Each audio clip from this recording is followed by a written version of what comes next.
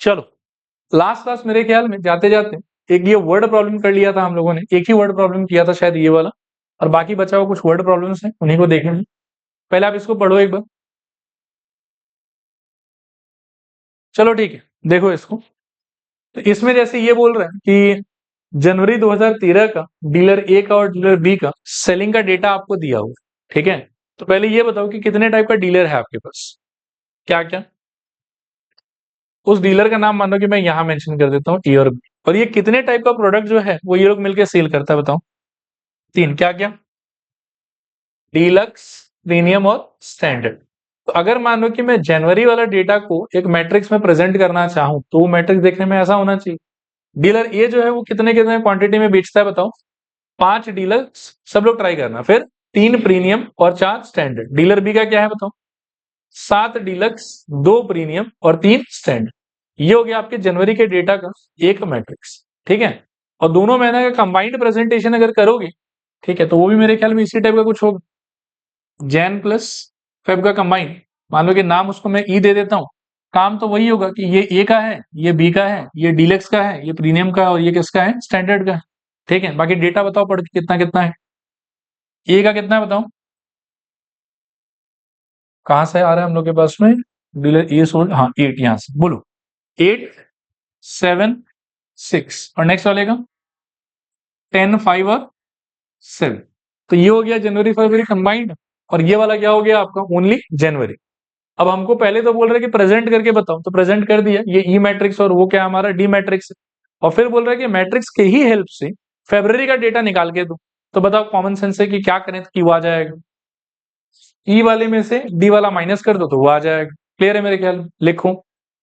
For for पहले लिखो आप जनवरी, फॉर जनवरी, फॉर जनवरी लिखो, D is equals to K534723, और ऊपर ये सब नोटेशन से एक बार लगा लो ताकि बाद में मतलब क्या है कि समझने में हेल्प करेगा आपको। 534723, ठीक है। फिर नीचे लिखो for Jain and Feb, for January and February, इसमें लिखना ई मैट्रिक्स इज इक्वल्स टू 876 1057, 876 1057, और ऊपर वही डीपीएस और ई और बी, ठीक है। नीचे लिखो now for sales of, for sales of February, for sales of February क्या हो जाएगा बताओ, ई माइनस एफ, एफ नहीं sorry D is equals to, सीधा सॉल्व करके लिख लो क्या आ रहा था बताओ, 8 - 5 3 4 2, तो ये आ जाएगा शायद से 3 4 और 2, और नेक्स्ट वाला क्या आ जाएगा 3 3 4, तो ये हो गया 3 3, ये आपका आंसर है, ठीक है। चलेगा मेरे ख्याल में। नेक्स्ट इसको पढ़ो, थोड़ा हेल्प किया हुआ ही है, और ये आज जैसा डीपीपी में सवाल आया था ना एकदम पहला वाला, उसी से मिलता जुलता है। एक मैट्रिक्स पहले से प्रिपेयर करके दे दिया आप, 2 मिनट पहले अच्छे से सोच लो फिर बात कर। आओ तो देखो, सबसे पहले क्वेश्चन यदि पढ़ेंगे हम लोग तो इसमें बोला कि 2 badminton teams A and B are staying in a same hotel, बढ़िया। Team A has 2 male 3 female accompanied by 1 coach. Team B comprises of 1 male 2 female and 2 coaches. The daily requirement of calories and protein for each person is given below. इस type के matrix में दिया है। Using matrix algebra, calculate the total diet requirement of calories and protein for each of the teams. ठीक है। अब यह तो क्या है कि आप इसको अपने हिसाब से कस्टमाइज कर सकते हो, या मान लो कि ये जैसे दिया हुआ वैसे ले लो, कोई दिक्कत नहीं, ठीक है। अब इसमें आप देखो कि ये कैलोरी बोला और ये क्या बोला हुआ आपको, प्रोटीन। इधर मेल इधर फीमेल और इधर कोच। अब क्या है कि जो और सेट ऑफ नंबर्स है आपके पास में, जैसे टीम ए का जो कॉम्पोजिशन है उसमें क्या क्या बताओ, 2 मेल 3 फीमेल एंड 1 कोच। अब ये जो इंफॉर्मेशन है वो किससे मल्टीप्लाई होने वाला है, कैलोरी प्रोटीन से मल्टीप्लाई होने वाला है कि मेल फीमेल और कोच के रिक्वायरमेंट से मल्टीप्लाई होने वाला है, मेल फीमेल और कोच के रिक्वायरमेंट से मल्टीप्लाई होने वाला है। कैलोरी प्रोटीन तो ऐसे ही फालतू का दिया हुआ, उसका कोई वैल्यू हमको दूसरे मैट्रिक्स में फ्रेम तो करना है नहीं, आया बात समझ। तो अगर मेल फीमेल और कोच से ही रिलेटेड हमको एक और नया मैट्रिक्स बनाना है, इसमें अगर ये ऑलरेडी कॉलम के अलोंग आ रहा है तो उसमें वो किसके अलोंग आना चाहिए, रो के अलोंग आना चाहिए। तो जो दूसरा मैट्रिक्स आपका बनेगा वो कैसा बनेगा सोचो, मेरे ख्याल में मेल फीमेल कोच, वो तो ऐसे होना चाहिए।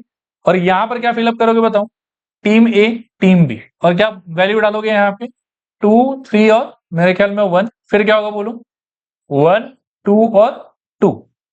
क्लियर। अब एक चीज सुनना ध्यान से, मान लो कि मैं मैट्रिक्स बना लेता हूं डी इज इक्वल्स टू, ये वाला लेता हूं 2 3 1 1 2 2 2 3 1 1 2 2, और मान लो कि ये मेल है, ये फीमेल है, और ये कोच है, ये ए है और ये बी है। और मान लो कि ई मैट्रिक्स ये वाला ले लेते हैं हम लोग, जो दिया हुआ था हम लोग को 2500 1900 2000, सो 2500 1900 एंड 2000। ठीक है। और यहां पर हो गया आपके 65 50 एंड 54, 65 50 एंड 54। ये पहला वाला कैलोरी है शायद, दूसरा वाला प्रोटीन है, ये वाला मेल है, ये वाला फीमेल है, और ये वाला कोच। अब ध्यान से आप देखो, एक बहुत इंपॉर्टेंट चीज है जो मैं समझाना चाहता हूं। अभी तक क्या है कि ये परेशानी कभी हो नहीं रहा था। परेशानी क्यों नहीं हो रहा था कि जो दो मैट्रिक्स हम फ्रेम करते थे ना, हमने देखा कि most of the time multiplication एक ही तरीके से वैलिड हो रहा था वहां, दूसरे तरीके से मल्टीप्लीकेशन हो ही नहीं पा रहा। ठीक है, ऐसा तो देखा हम प्रीवियस को एक क्वेश्चन अगर मैं दिखाऊं आपको, जैसे ये वाले में ले लो, इसमें मान लो कि डी इंटू ई ही हो सकता है, कोई चाह के भी ईडी कर ही नहीं पाएगा। इसमें उतना कंफ्यूजन नहीं रहता कि क्या करना चाहिए। लेकिन इस वाले क्वेश्चन में जैसा मैट्रिक्स फ्रेम हुआ ना हमारा, इसमें यू विल सी कि यार ट्राई करोगे तो डी इंटू ई का भी कुछ ना कुछ आंसर आएगा, और ई इंटू डी का भी कुछ ना कुछ आंसर आएगा। अब ऐसे क्वेश्चंस में थोड़ा कंफ्यूजन रहता है कि कौन सा राइट है कौन सा रॉन्ग। ठीक है। अब मैं थोड़ा सा इस पे भी कमेंट करना चाहूंगा। सपोज करो कि कोई डी इंटू ई करेगा, तो उसको क्या मिलेगा वो सोचो। उसको मिलेगा रो इंटू कॉलम। ये टू क्या रिप्रेजेंट करता है, मेल का quantity from team A, and ये मल्टीप्लाई किससे होगा 2500, मेल का रिक्वायरमेंट ऑफ कैलोरी। ये थ्री किसको रिप्रेजेंट करता है, फीमेल का क्वांटिटी, मल्टीप्लाई होगा ये 1900 जो कि रिप्रेजेंट करता है फीमेल का रिक्वायरमेंट, और ये है कोच का क्वांटिटी, ये रिप्रेजेंट करता है कोच का रिक्वायरमेंट। तो ये मेरे को सही लग रहा है। लेकिन अगर यहीं पे कोई बच्चा अगर सपोज करो कि ई इंटू डी करता है, उसको क्या मिलेगा सोचो, उसको मिलेगा रो इंटू कॉलम। इसका भी कुछ तो आंसर आएगा, लेकिन प्रैक्टिकली वो हमारे लिए काम का इंफॉर्मेशन है कि नॉनसेंस इंफॉर्मेशन, नॉनसेंस इंफॉर्मेशन है। सोच के देखो 2500 इंटू ये वाला चीज तो ठीक है, मेल का रिक्वायरमेंट मेल का क्वांटिटी, और ये क्या है बताओ, ये है मेल का प्रोटीन रिक्वायरमेंट पे चला गया। ठीक है ना, और ये क्या है टीम बी का चला गया ये। तो इससे भी क्या है कि आंसर तो देखो कुछ ना कुछ आएगा, लेकिन वो आंसर हमारे लिए रिलेवेंट नहीं। तो इस टाइप के क्वेश्चन में थोड़ा ज्यादा केयरफुल होने का हम लोग को जरूरत। क्लियर मेरे ख्याल में, ये डी और ई बनाना हो गया है। आगे लिखूं required answer will be D into E, this is equals to D के जगह पर 2 3 1 1 2 2, और ई के जगह पर मेरे ख्याल में 2500 1900 और 2000, और यहां पर रहेगा शायद से 65 50 और कितना 54। मैं एक बार ऐसे एक्सप्रेशन डेवलप करके छोड़ देता हूँ, कैलकुलेशन आप लोग खुद से करो। दिस इज इक्वल्स टू मेरे ख्याल में 2 times of 2500 plus 3 times of 1900 and plus 1 into 2000। ठीक है। दूसरा टर्म आपका हो जाएगा 2 into 65 plus 3 into 50 and plus 1 into 54। ठीक है। नीचे आएगा आपके पास में 1 into 2500 plus 2 into 1900 and plus 2 into 2000, और नेक्स्ट वाले में 1 into 65 plus 2 into 50 and plus 2 into 54, ऐसा कुछ आ जाएगा। ठीक है। क्या आ रहा है आंसर ये बताओ, पहला वाला 10,000 की 12,700, फिर नेक्स्ट नंबर 334, नेक्स्ट 10,300, नेक्स्ट 270, ये आंसर है। ठीक है। अच्छा, इसमें अगर मैं आपसे पूछूं कि ये 12,700 क्या रिप्रेजेंट कर रहा है तो क्या बोलोगे, total protein requirement of, sorry not protein, calorie requirement of team A, team A. ये क्या रिप्रेजेंट कर रहा है, total calorie requirement of team B, ये क्या रिप्रेजेंट कर रहा है, protein requirement of team A, ये क्या रिप्रेजेंट कर रहा है, protein requirement of team B. ठीक है। क्लियर मेरे ख्याल में, इसको गो थ्रू करो और सोचो एक बार। देखना यहाँ पे, वैसे तो क्वेश्चन बहुत आसान है, बस क्या है कि एक चीज का थोड़ा झमेला है इसके अंदर कि क्वांटिटी हमको डजन के हिसाब से दिया हुआ है और जो प्राइस है वो पर पीस के हिसाब से दिया हुआ है। ठीक है, तो आपको इस वाली चीज को क्या करना होगा, एडजस्ट। ठीक है, लिखो, बताता हूं। दो मैट्रिक्स बना लेते हैं। जो शॉपकीपर का नाम है ना, उसको आप कॉलम के लॉन्ग लिख लो, ए बी सी। सामान जो ये लोग उठाएगा उसको आप रो के लॉन्ग लिख लो। सामान क्या क्या है आपका, नोटबुक, पेन और पेंसिल। इधर आप लिख दो नोटबुक, पेन और पेंसिल। फिर क्वांटिटी डालोगे तो ए का कितना है बताओ, 12 डजन, 5 डजन, 6 डजन। और इसको अगर आप पीस में कन्वर्ट कर देते हो तो 12 डजन का कितना हो जाएगा, 144। 5 डजन का 60 एंड 6 डजन का आई थिंक 72। बी का देखोगे तो क्या हो जाएगा बताओ, 10 डजन, 6 डजन और 7 डजन। तो 10 का कितना, 120, 6 डजन का 72 और फिर 7 डजन तो मेरे ख्याल में 84।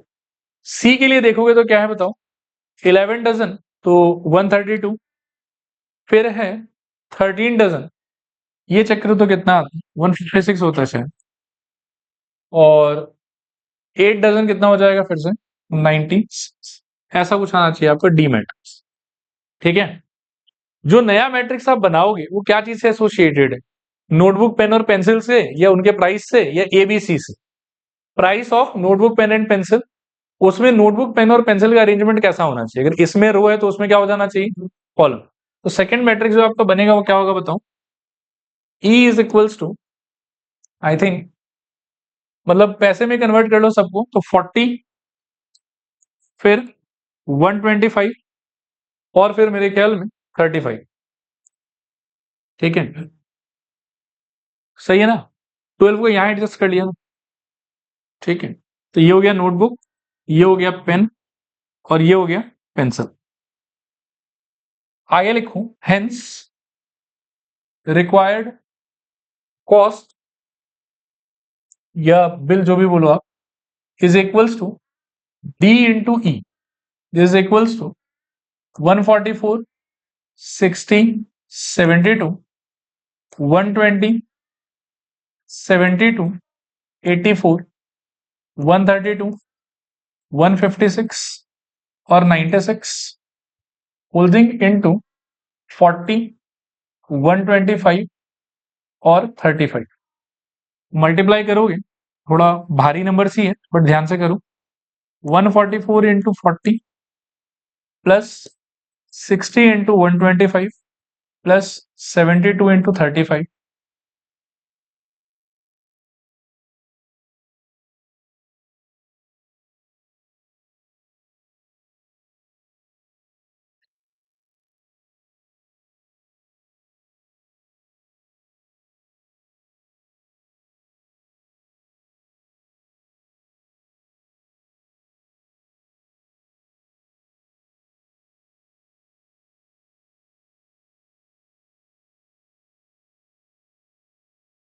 नेक्स्ट होना चाहिए आपका 144 इंटू 40 प्लस 60 इंटू 125 और प्लस 72। कुछ गलत कर रहा हूँ क्या सर, एक सेकंड रुको,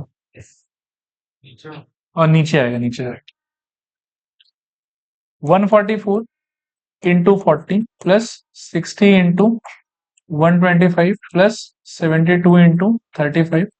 नेक्स्ट वाले में इससे एक ही कॉलम था, अब नेक्स्ट रो आ जाएगा आपका 120 इंटू 40 प्लस 72 इंटू 125 प्लस मेरे ख्याल में 84 इंटू 35।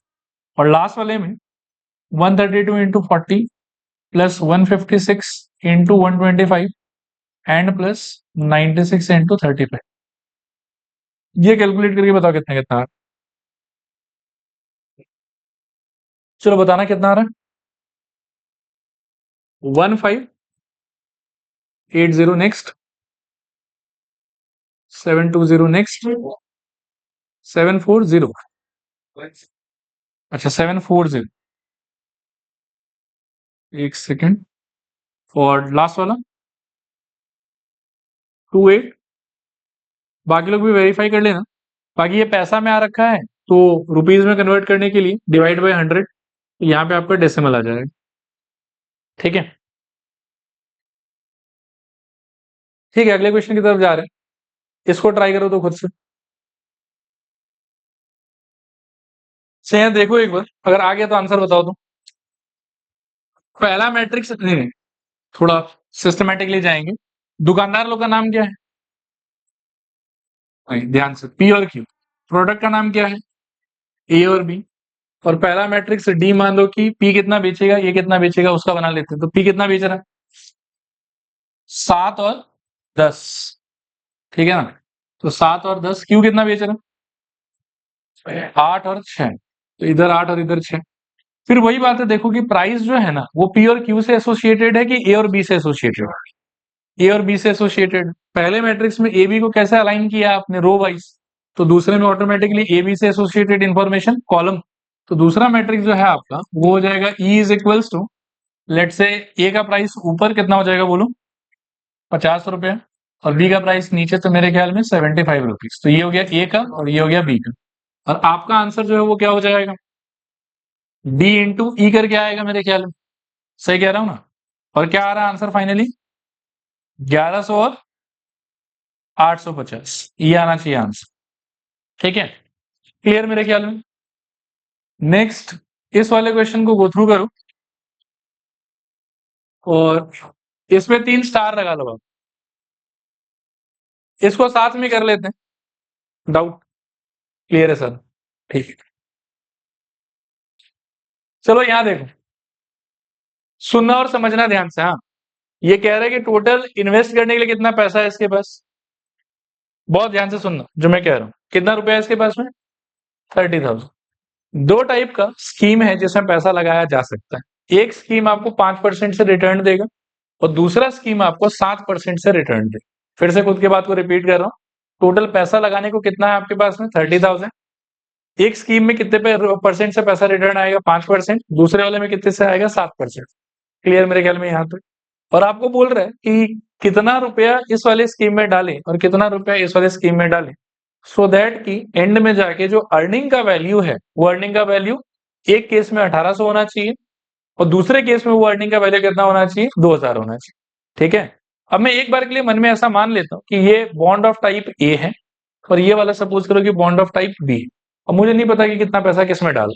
तो एक बार के लिए ऐसा हम बिगिन कर सकते हैं कि एक मैट्रिक्स डी बनाएंगे जिसमें सपोज करो कि आप ए बॉन्ड में जो पैसा डालोगे वो यहां लिखो, बी बॉन्ड में जो पैसा डालोगे आप वो यहां लिखो। पता तो है नहीं कि किसमें कितना डालना है। तो आप ए में मान लो कि आप x रुपया डालोगे और बी में आप सपोज कर लो कितना डालोगे? 30,000 माइनस एक्स। क्योंकि दो ही स्कीम है, जितना पैसा इसमें चला गया बचा हुआ सारा पैसा उस वाले में चला जाएगा। और फिर जहां तक रेट ऑफ इंटरेस्ट का बात है, तो एक मैट्रिक्स हम बनाएंगे, लेकिन अगेन मेरा क्वेरी ये है कि रेट ऑफ इंटरेस्ट क्या चीज से एसोसिएटेड है? ए और बी से एसोसिएटेड है। और अगर ए और बी को यहां पर आपने हॉरिजॉन्टली अलाइन किया है तो वहां पर कैसा होना चाहिए? वर्टिकली। तो जो रेट्स अवेलेबल है ना आपको स्कीम ए में और स्कीम बी में, वो आप यहां लिखो। ए में कितना रेट है? 5%। बी में कितना है? 7%।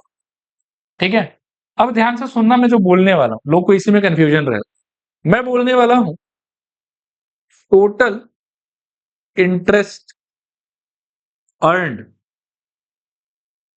Is equals to, I will say DE. देखो ये समझ में आता है कि नहीं आता? पहला वाला स्कीम था जो बोल रहा था कि हम आपको 5% से रिटर्न देंगे, मतलब 100 रुपया डालोगे तो हम 5 रुपए आपको वापस करेंगे। एंड वो 5 रुपया कैसे निकलेगा? 5% ऑफ 100 करके। इस वाले स्कीम में कितना पैसा डाल रहे हो? एक्स। रिटर्न कितना आएगा? 5% of what ever you have invested. ठीक है, और इस वाली स्कीम में जितना पैसा डाला उसका रिटर्न का रेट क्या है? 7%। आया बात समझ? तो इसका और इसका जो प्रोडक्ट है ना, उसको आप अगर ध्यान से देखोगे तो एक्स इंटू कितना रहेगा बताओ? 5/100। और 30,000 माइनस एक्स इंटू कितना रहेगा? 7/100। एंड ओवरऑल वो जो भी एक्सप्रेशन बनेगा, तो technically it will represent the interest earn from the whole transaction. ये समझ में आ रहा है? एक बार पहले वो अलग कर लेता हूं मैं यहाँ पे। देखो, this is equals to X 30,000 minus X, ये एक मैट्रिक्स हो गया। और वर्टिकली एक आपके पास में होगा 5/100 और यहाँ पर आपके पास में होगा 7/100। प्रोडक्ट जब आप इनका करोगे तो you get something like this. देखना, this is equals to X into 5/100। ठीक है, और plus 30,000 minus X into 7/100। Simplify जब हम लोग करेंगे इसको तो ये हो जाएगा मेरे ख्याल में 5x/100, ठीक है, प्लस 30,000 इंटू 7/100 में तो जीरो कट जाएगा और मेरे को मिलेगा 300 इंटू 7 और माइनस मेरे को मिलेगा 7x/100। देखो तो यहां तक समझ में आता है क्या? 7/100 जब अंदर जाएगा तो इसमें तो 2 जीरो कट जाएगा और ऐसा कुछ बचेगा, यहाँ पर कटने का स्कोप नहीं है तो ऐसा बचेगा। अब यहाँ पर 5x/100 माइनस 7x/100 ये मिला के क्या हो जाएगा बताओ? दिस इज इक्वल्स टू इनका प्रोडक्ट 2100 और minus of 2x divided by 100। इसको भी सिंप्लीफाई करोगे तो 2100 माइनस x डिवाइडेड बाय कितना 50। ये आपका एक्सप्रेशन हो गया। अब आप सोचो ठंडे दिमाग से कि ये एक्सप्रेशन क्या रिप्रेजेंट कर रहा है। तो ये रिप्रेजेंट कर रहा है interest earn in the whole transaction. इससे कितना इंटरेस्ट आने वाला था? इससे 5%, तो ये रहा उसका 5%। इससे कितना आने वाला था? 7%, तो ये रहा उसका 7%। पर इसका इंटरेस्ट पूरा मिला दोगे तो पूरे ट्रांजेक्शन में जो इंटरेस्ट आपको मिलने वाला वो मिल जाएगा। तो टेक्निकली आपके पूरे ट्रांजेक्शन का जो इंटरेस्ट अर्नड है वो ये वाला एक्सप्रेशन। सवाल कह रहा है कि एक केस में इसका वैल्यू कितना चाहिए उसको 1800 और दूसरे केस में कितना चाहिए आपको 2000। एक केस में आपको चाहिए 1800 और दूसरे केस में कितना चाहिए 2000। तो ये टेक्निकली आपसे ये पूछ रहा है कि 1800 रुपया कमाने के लिए पहले फंड में कितना पैसा डालें और दूसरे फंड में कितना पैसा डालें, और 2000 रुपया कमाने के लिए पहले फंड में कितना पैसा डालें और दूसरे फंड में कितना पैसा डालें। क्लियर मेरे ख्याल में यहाँ तक। तो मैं इसके लिए क्या करूंगा कि ये हो गया टेक्निकली मेरा total interest earn in the overall transaction. अब फर्स्ट केस में the question is to maintain that at what.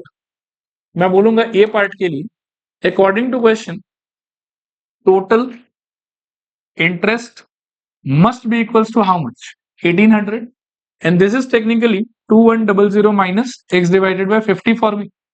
This is equals to 1800। Solve करने पे इधर ले आओ तो कितना बचेगा 300 और इसको वहां ले जाओ x divided by 50 cross multiply करो तो x इक्वल्स टू 15,000। इसका मतलब ये हो गया कि पहले वाले स्कीम में कितना डालना है 15,000 और दूसरे स्कीम में भी कितना डालो 30,000 माइनस x तो 15,000। ठीक है, ये पेज हो गया कॉपी करना सबका। करो पहले ये कर लो फिर मैं आगे बताता हूं।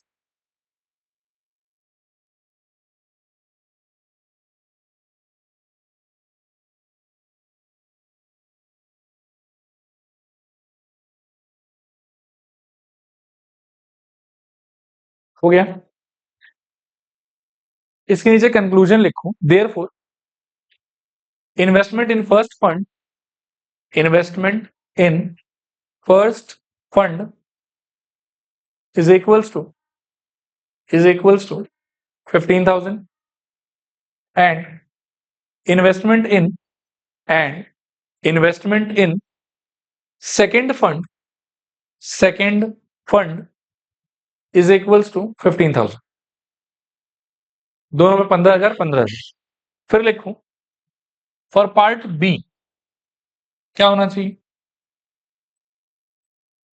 According to question total interest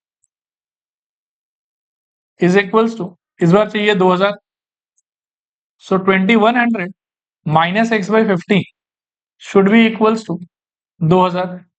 This implies 100 is equals to x by 50 and this implies x equals to इस केस में हो जाएगा 5000। ठीक है,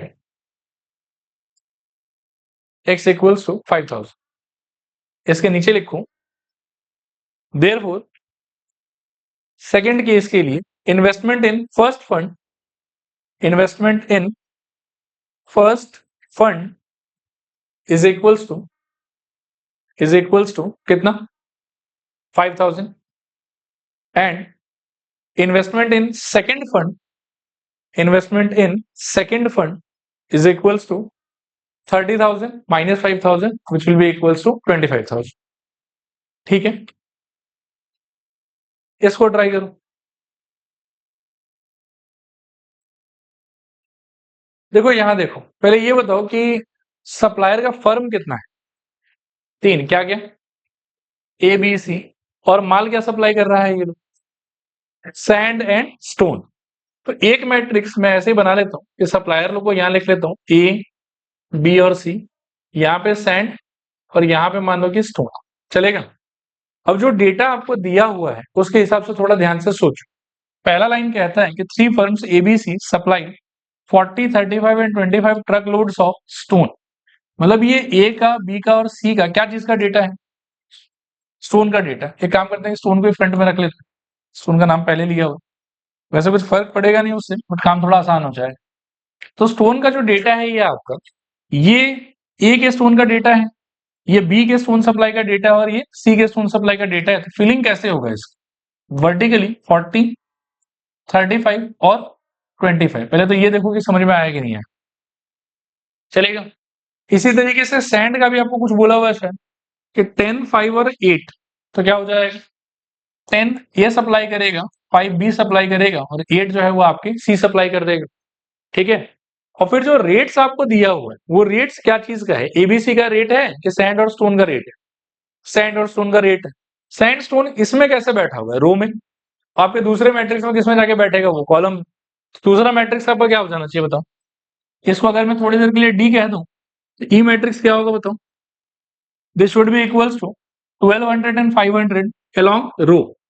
तो 1200 और 500। 1200 किसका प्राइस है? स्टोन का एंड फिर सैंड का। तो ये स्टोन का प्राइस हो गया। अच्छा नहीं, सॉरी गलत कर दिया। हाँ ठीक है, ठीक। थोड़ा उल्टा सोच ली। 1200 और 500। 1200 किसका प्राइस हो गया? स्टोन। और ये किसका प्राइस हो गया? सैंड। अब बस मल्टीप्लाई करना है आप। और यहां पर आप साफ साफ देख सकते हो कि ऑर्डर के हिसाब से I think D into E he possible हो पाएगा शायद। ठीक है, लिखो। पहले आप लिख लो कि here D is equals to ये वाला, ई इज इक्वल्स टू ये वाला। और फिर उसके बाद लिखो required, required answer is equals to D into E. फिर डी मैट्रिक्स लिखो, मेरे ख्याल में 40, 35, 25। और ई मतलब इसका दूसरा पार्ट हो गया 10, 5 और 8। और ई मैट्रिक्स में रहेगा आपके पास में 1200 और 500। मल्टीप्लाई करूं और बताओ क्या आंसर आ रहा है? पहला एंट्री 5, 5300 फिर 44,500 और लास्ट वाला 34,000। ये आपका आंसर होना चाहिए। अच्छा, इनका सिग्निफिकेंस क्या है? 53,000 क्या है यहाँ? सप्लायर ए का टोटल बिल। फिर 44,500 क्या है? सप्लायर बी का टोटल बिल। और 34,000 क्या है? सप्लायर सी का टोटल। क्लियर मेरे ख्याल में? तो इसके साथ में वर्ड प्रॉब्लम्स को रहने देते हैं। अगला टॉपिक लिखो आप लोग, transpose, transpose of a matrix. Transpose of a matrix. Transpose of a matrix. इसमें आप एक लाइन लिख लो, फिर मैं एक्सप्लेन करता हूं क्या मीनिंग है इसका।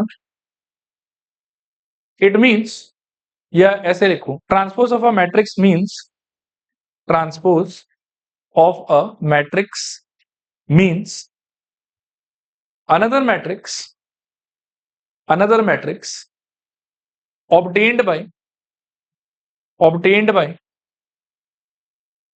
interchanging, obtained by interchanging the rows, the rows and columns, and columns of a matrix, of a matrix. हाँ, transpose of a matrix is another matrix obtained by, obtained by interchanging the rows and columns of a matrix. यहां देखो, एक line और लिख लो, it is represented by A dash और A transpose AT. It is represented by A dash और AT. ठीक है। मीनिंग क्या है यहां देखो एक बार। एक रैंडम 2x3 का मैट्रिक्स बनाते हैं, वैल्यूज कुछ भी डालो आप, बोलो कुछ। 2x3 का मैट्रिक्स 3 4 5 7 8 2 चलेगा मेरे ख्याल में। ऑर्डर क्या हो जाएगा इसका? 2/3। ध्यान से देखते जाए। अब आप ये तो दिमाग में ये सोचो कि इसके अंदर में जितना कॉलम है उसको मैं रो में चेंज कर दूं, ठीक है? तो अगर वैसा करोगे तो नया मैट्रिक्स कैसा दिखेगा? 3 7 ये क्या हो जाएगा? 3 7 4 8 क्या हो जाएगा? 4 8 और अगला कॉलम है आपका 5 2 तो क्या हो जाएगा? 5 2। या तो ऐसे सोचो या फिर ऐसे भी सोच सकते हो कि आप ना सारे रोज को कॉलम में कन्वर्ट करते। यहाँ मैंने क्या किया कि कॉलम्स को किस में कन्वर्ट किया? रोज में। ऐसे भी सोचना कोई खराब बात नहीं है कि रोज का कॉलम बना दो। तो इसमें क्या है? 3 4 5 ये क्या हो जाएगा? 3 4 5 और 7 8 2 तो ये क्या हो जाएगा? 7 8 और ऐसा भी कर सकते हो, वैसा भी कर सकते हो। इफेक्ट यू कैन सी कि सेम ही रहेगा। और इसको यदि आप ए कह रहे हो तो ये जो नया चीज मिलेगा ना आपको रो कॉलम इंटरचेंज करने के बाद में, उसको या तो ए डैश बोल दो और या फिर ए ट्रांसपोज बोल। ये मीनिंग है ट्रांसपोज ऑफ अ मैट्रिक्स, ठीक है? इंपॉर्टेंट चीज जो नोट करने का है वो ये है कि ए का ऑर्डर अगर 2 इंटू 3 है तो ए ट्रांसपोज का ऑर्डर ऑटोमेटिकली कितना हो गया? 3 इंटू। उल्टा हो जाता है। ये चीज थोड़ा सा हम लोग याद रखें। क्लियर मेरे ख्याल में? एक एग्जाम्पल लिख लो। Example A is equals to this तो A transpose equals to this और ऑर्डर अच्छे से लिख के गोल कर देना है कि ऑर्डर उल्टा हो जाता।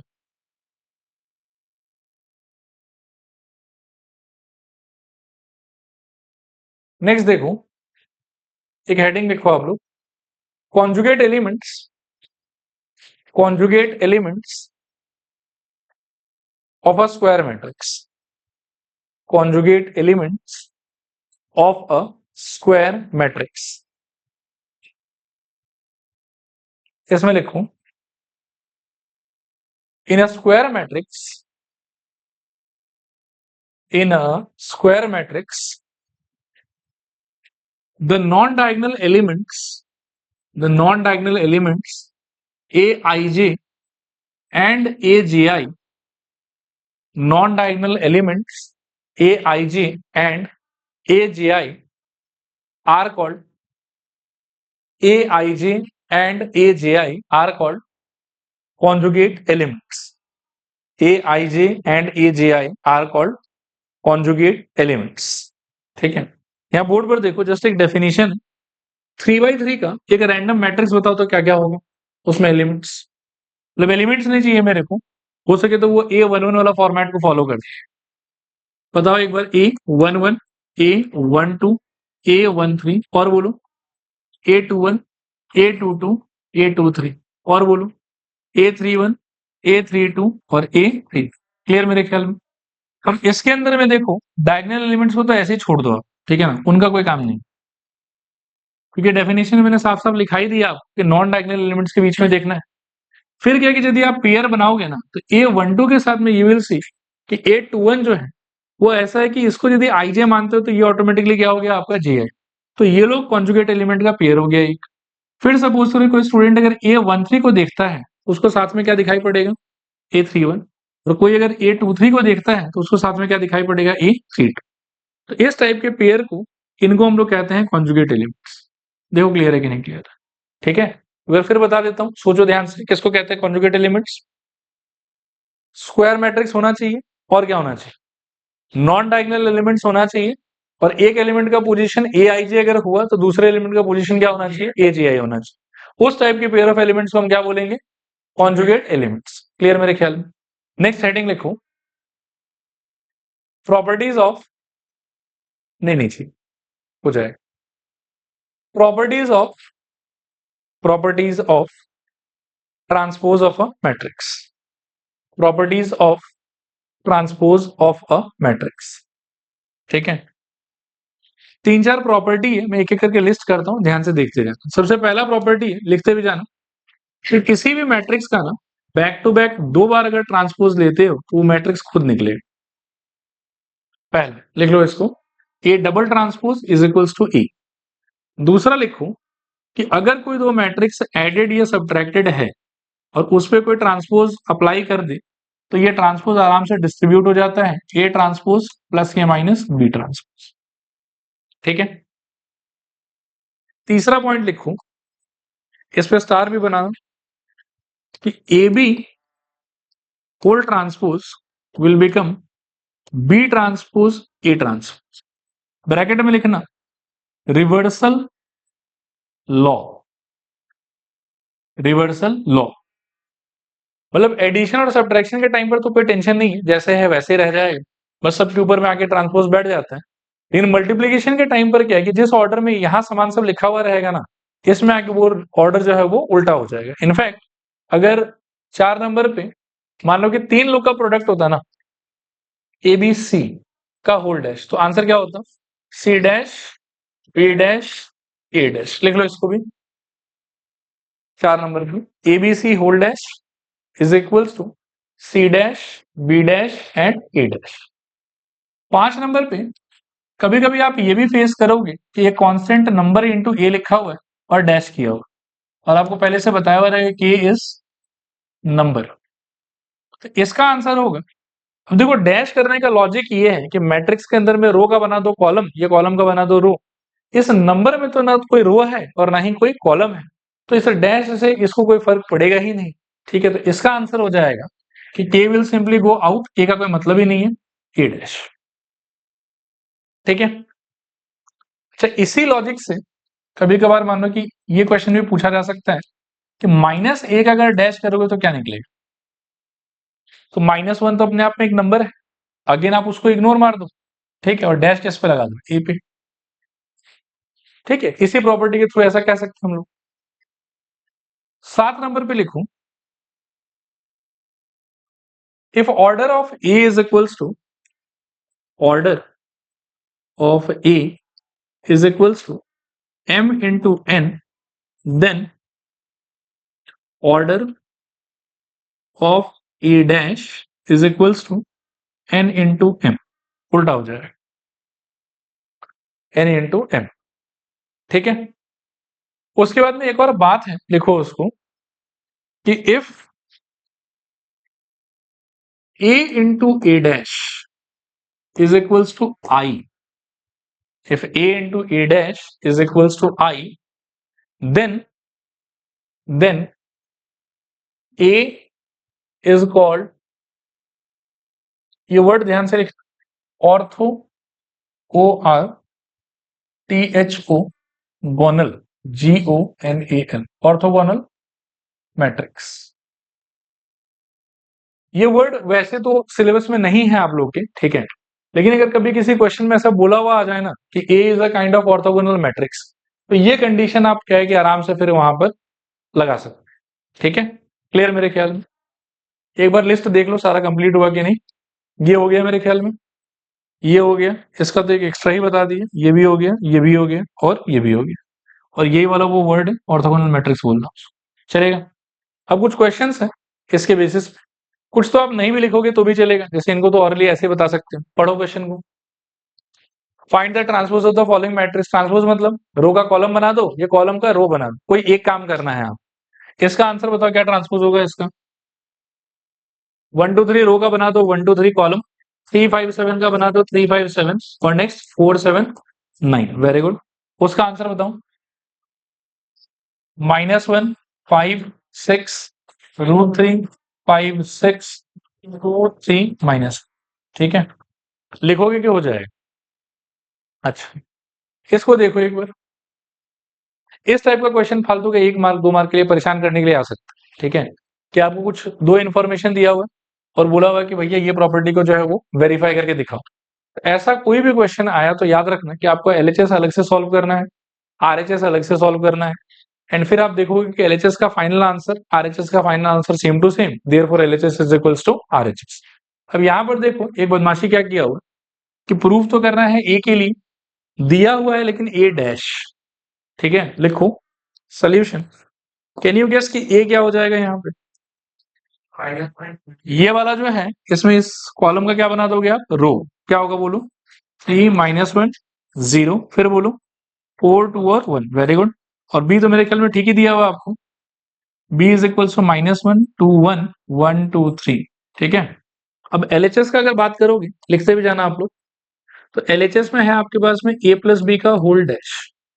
ठीक है, this is equals to A plus B को ऑरली ही कर लूं तो 3 माइनस 1 मेरे ख्याल में 2, -1 + 2 मेरे ख्याल में 1, 0 + 1 मेरे ख्याल में 1, 4 + 1 5, 2 + 2 4 एंड 1 + 3 अगेन 4। तो इसका करना है आपको dash, so this is equals to 2 1 1 and 5 4 4। ये आपका आंसर है, चलेगा मेरे ख्याल में। ये वैसे किसका आंसर आया? एलएचएस। अब आपको आरएचएस अलग से निकालना है। आरएचएस को सॉल्व करेंगे तो आपको चाहिए ए डैश प्लस बी डैश।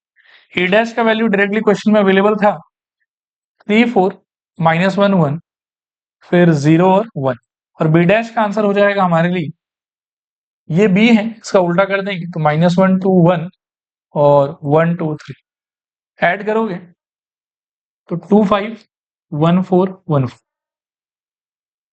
और फिर हम बोलेंगे कि therefore LHS is equals to RHS. ठीक है,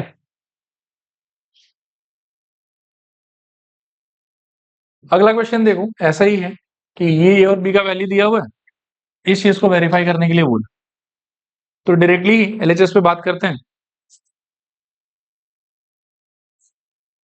एलएचएस में देखो क्या दिया हुआ आपको, ये दिया हुआ है ए बी का होल डैश, तो काइंड ऑफ 3 -1 2 4 0 5 इंटू -1 2 3 -4 -5 0, और पूरे का आपको निकालना है डैश।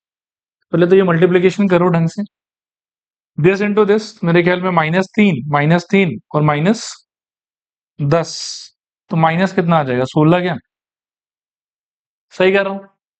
सोच लो एक बार, -3 -3 -10 ठीक ही लग रहा है। फिर 6 + 4 और 2, तो ये मेरे ख्याल में 10, फिर रो चेंज हो गया तो -4 0 और -25, तो -29, और फिर 8 0 0, तो मेरे ख्याल में 8, और इस पे लगा हुआ है डैश, तो ये हो जाएगा -16 10 -29 8, ऐसा। ठीक है, फिर आ जाते हैं आरएचएस। तो आरएचएस में मेरे को चाहिए बी का डैश इंटू ए का डैश।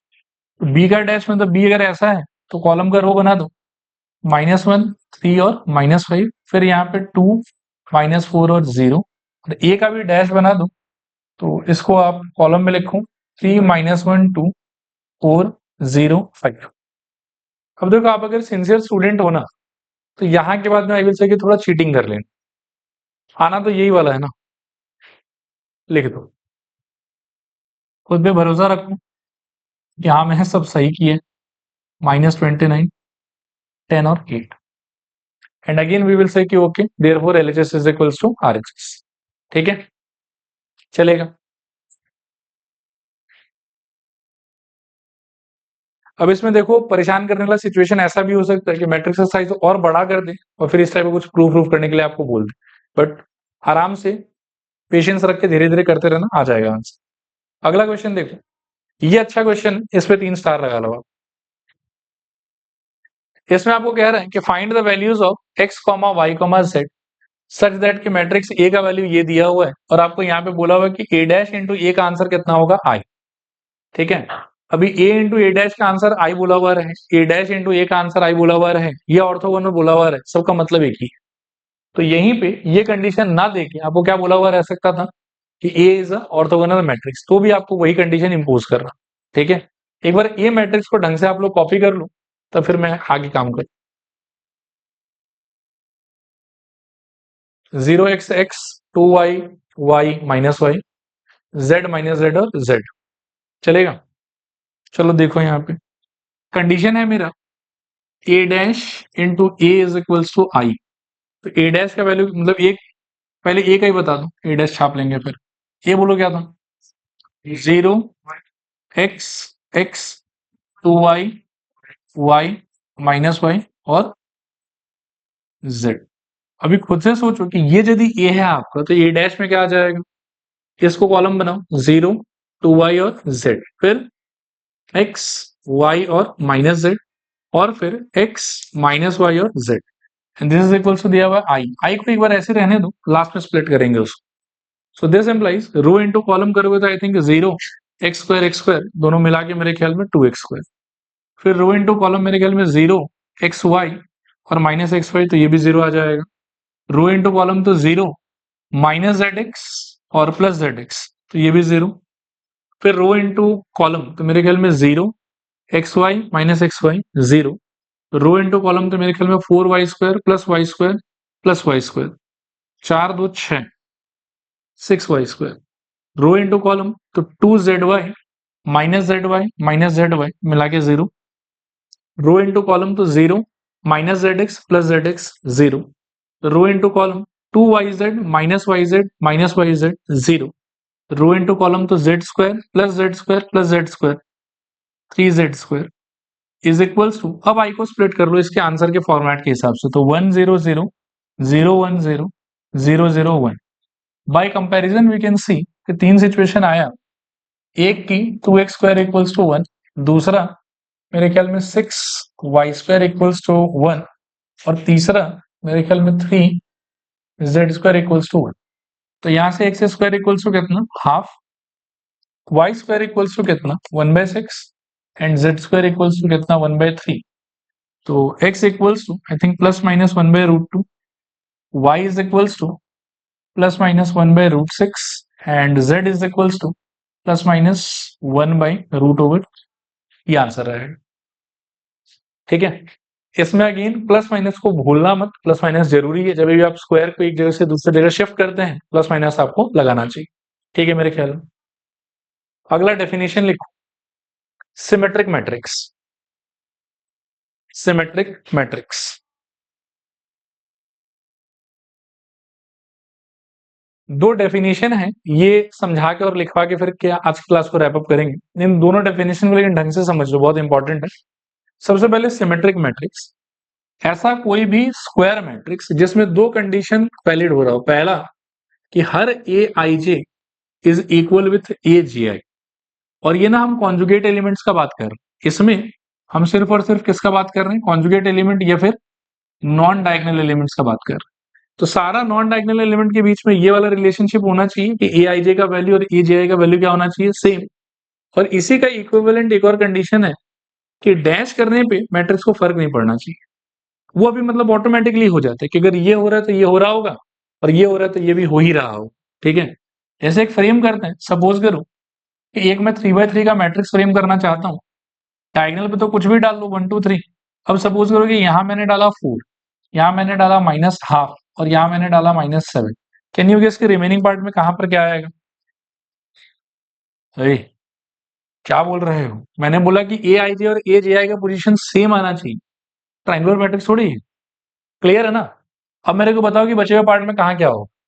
ये 4 का पोजीशन क्या है, जोर से A12 first row second column, इसका कॉन्जुगेट पार्टनर कौन हो, A21, तो उसके जगह पर क्या होना चाहिए 4। नहीं आया समझ। ये आदमी का पोजीशन क्या है, कॉन्जुगेट पोजीशन क्या होगा, तो भैया यहां क्या होना चाहिए -1/। इस आदमी का पोजीशन क्या है, पोजीशन पोजीशन A23, तो कॉन्जुगेट पोजीशन 3 2, तो वहां पे क्या होना चाहिए -f। अब जादू देखो, ये बना लिया, ये बना लिया, ए के अंदर में ये कंडीशन वैलिड करवा दी। अब क्या है कि मैं आपको चैलेंज करता हूं कि ए का डैश निकालो। ठीक है, मानो कि इस रो का कॉलम बना दिया तो क्या होगा 1 4 -हाफ। इस रो का कॉलम बना दिया तो 4 2 -7, और इस रो का फिर से कॉलम बना दिया तो -हाफ -7 3। आप देखो कि इसमें और इसमें क्या फर्क है, कोई फर्क नहीं। आया बात समझ? तो दुनिया का कोई भी स्क्वायर मैट्रिक्स जिसमें नॉन डायगोनल एलिमेंट्स के बीच में ये वाला रिलेशनशिप हो, और या फिर ए डैश इक्वल्स टू क्या हो रहा हो, ए हो रहा हो, इस टाइप के सारे मैट्रिसेस को हम क्या बोलेंगे, सिमेट्रिक मैट्रिक्स। ठीक है, ये होगा तो सिमेट्रिक बोलेंगे। कोई अगर पहले से सिमेट्रिक बोलता है तो मान लेंगे खुद से कि अच्छा ये हो ही रहा हो। ठीक है, लिखो square matrix, square matrix in which conjugate elements are equal, conjugate elements are equal or a dash equals to a, conjugate elements are equal और a dash equals to a, मतलब दोनों वाइस वर्सा टाइप है कि एक होगा तो दूसरा अपने आप ही हो जाए। ठीक है, will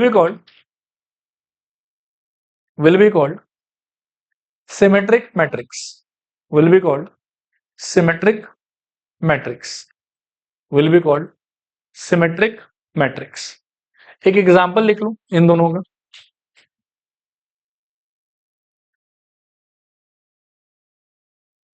नीचे से एक लाइन लिख लो, clearly a dash equals to a, clearly a dash is equals to a, ठीक है। नेक्स्ट लिखो skew symmetric matrix, skew symmetric matrix. बोलो इसमें देखो a square matrix, a square matrix in which, a square matrix in which, एक second के लिए मेरी तरफ देखो, उसमें क्या क्या कंडीशन था रिकॉल करो। A I J is equals to A J H और A transpose is equals to A आता था। इसमें क्या है ना कि उस दोनों कंडीशन से थोड़ा अलग होगा और एक थर्ड कंडीशन भी होगा। इसमें पहला क्राइटेरिया है कि A I J must be equal with minus of A J. मतलब ये हुआ कि जो कॉन्जुगेट पोजीशन है ना, उसमें से एक पोजीशन पे पॉजिटिव नंबर और दूसरे पोजीशन पे नेगेटिव नंबर, दोनों में से किसी पे भी पॉजिटिव हो सकता है और उसके उल्टे वाले पे ऑटोमेटिकली क्या हो जाएगा, नेगेटिव। ये पहला बात।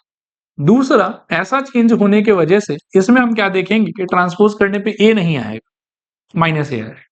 और तीसरा, जिसका प्रूफ चाहो तो मैं दिखा सकता हूँ, इनको मतलब नहीं बनता, बस आप याद रख लेना कि सिमेट्रिक के टाइम पर डायगोनल एलिमेंट्स का कोई स्पेशल मतलब कंडीशन नहीं है। इन स्क्यू सिमेट्रिक में डायगोनल एलिमेंट्स हमेशा जीरो रहेगा। Diagonal elements is equals to zero, that is जितना भी इसमें ए आई आई के फॉर्मेट का एलिमेंट होगा ना, वो सारा का सारा क्या हो जाएगा, जीरो। तो ये तीन कंडीशन जो फुलफिल करेगा उसको हम लोग क्या बोलेंगे, स्क्यू सिमेट्रिक मैट्रिक्स। रिपीट करूं क्या हो जाएगा, सिमेट्रिक का बताओ फटाफट क्या क्या था। A I J is equals to A J I, A dash equals to A. Skew symmetric का बताओ, A I J is equals to minus A J I, A dash equals to minus A, और तीसरा diagonal elements are zero. ठीक है, लिखो a square matrix in which aij is equals to minus aji, aij is equals to minus aji. Number two, a dash equals to minus a dash equals to minus a, and number three, diagonal elements is equals to zero, that is aii is equals to zero, aii is equals to zero. चलो आज के लिए इतना ही।